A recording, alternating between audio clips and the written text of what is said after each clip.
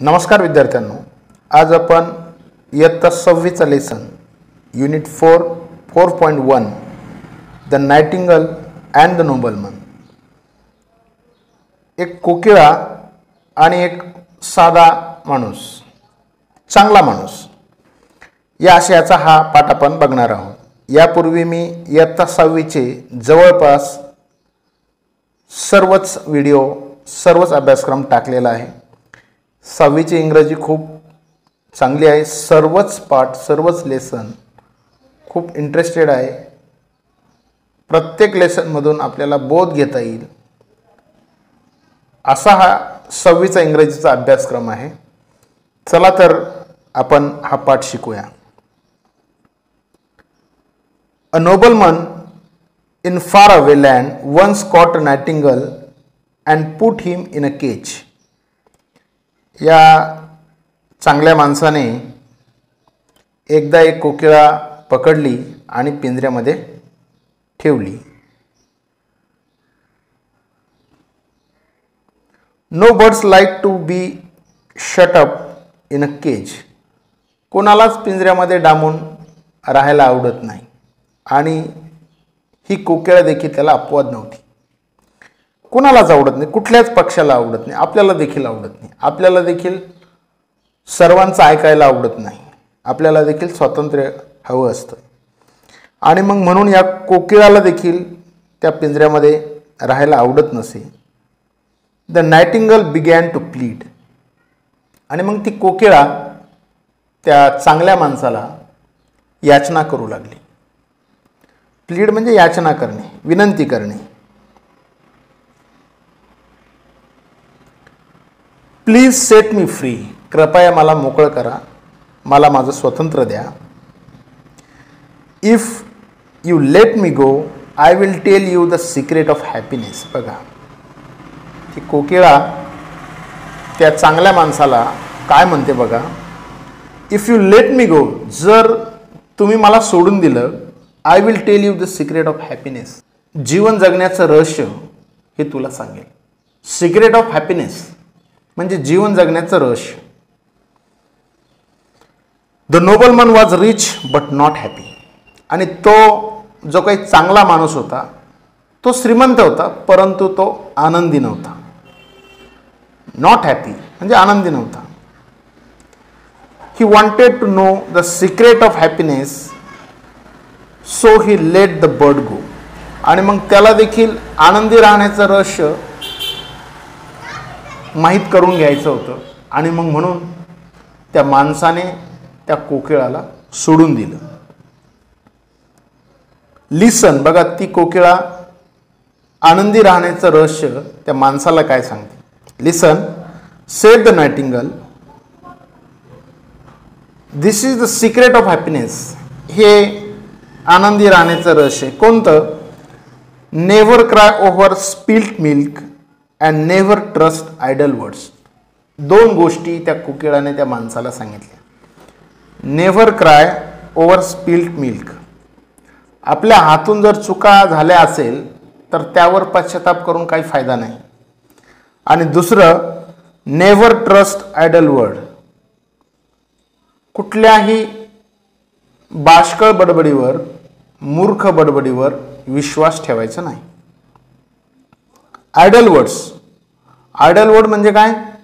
अर्थहीन शब्द, अर्थहीन वाक्य, याच्यावर आपण विश्वास ठेवायचा नाही।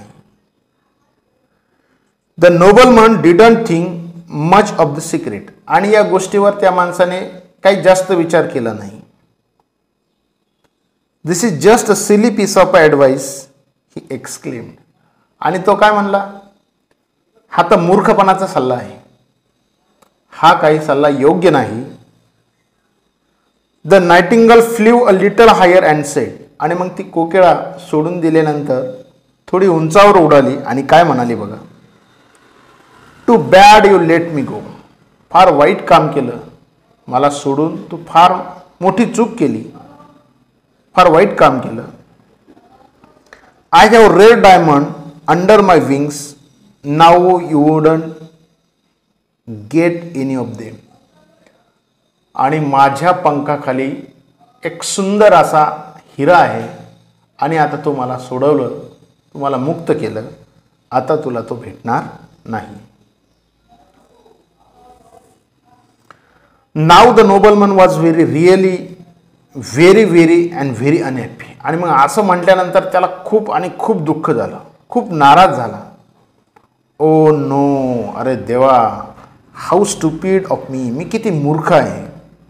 You wicked bird, you nasty bird, wait till I catch you again. He began to well.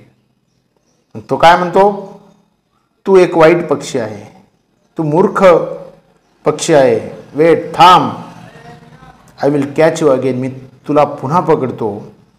He began to wail. आणि तो याचना करायला लागला. तो पुन्हा त्या पक्षाला, त्या कोकिळ पक्षाला पकडण्याचा प्रयत्न करू लागला आणि पश्चाताप देखील करू लागला. Don't be upset my Lord.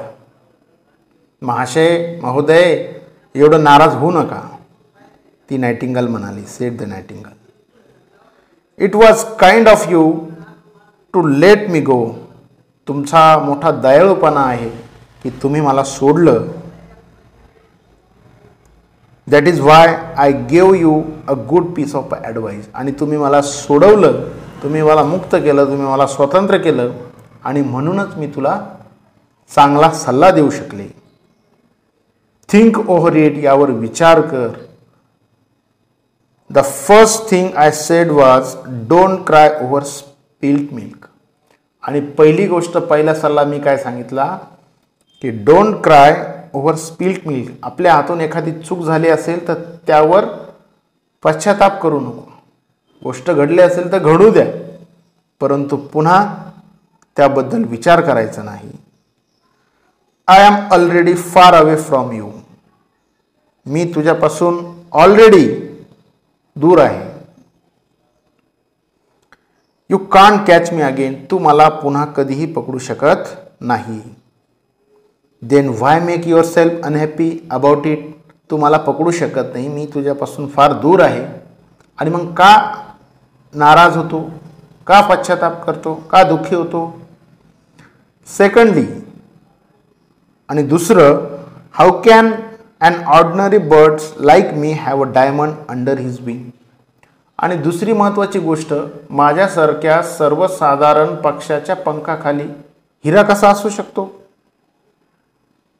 Those were just idle word of mind. आणि मी जे काही हिऱ्याबद्दल बोललो ते फक्त आयडल वर्ड होते. आयडल म्हणजे बाष्कळ, निरर्थक, त्याला कुठल्याही पद्धतीचा अर्थ नव्हता. It's a mistake to trust such words. आणि ही तुझी चूक आहे की अशा बाष्कळ बडबडीवर, अशा चुकीच्या विधानावर तू विश्वास ठेवतोय. Use my bits of advice and be happy, farewell. आणि मग तो काय म्हणतो, मी जो काही सल्ला दिलेला आहे त्यावर, त्या सल्ल्याचा तू उपयोग कर, त्याचा तू उपयोजन कर, तू तुझ्या आयुष्यामध्ये त्या सल्ल्याचा योग्य वापर कर. फेअरवेल. आणि तो बाय बाय करतो, तो निघून जातो. The noble man watch at the bird flew away. आणि मग त्या चांगल्या माणसाने तो कोकिळ पक्षी उडून जाताना बघितला. अगदी छान. या पाठामधून आपल्याला खूप सुंदर असा बोध आपल्याला मिळतो. यातील जे काही कठीण शब्द आहेत ते तुम्ही पाठांतर करा, सराव करा, लिहा. धडा 4-5 वेळेस वाचा, जेणेकरून आपल्याला वाचल्यानंतर तो लक्षात येईल. वाचताना आपल्याला त्याचा बोध होईल. निश्चितच हा घटक तुम्हाला समजला असेल. समजल्यास चॅनल लाईक, शेअर आणि सबस्क्राईब करा. धन्यवाद.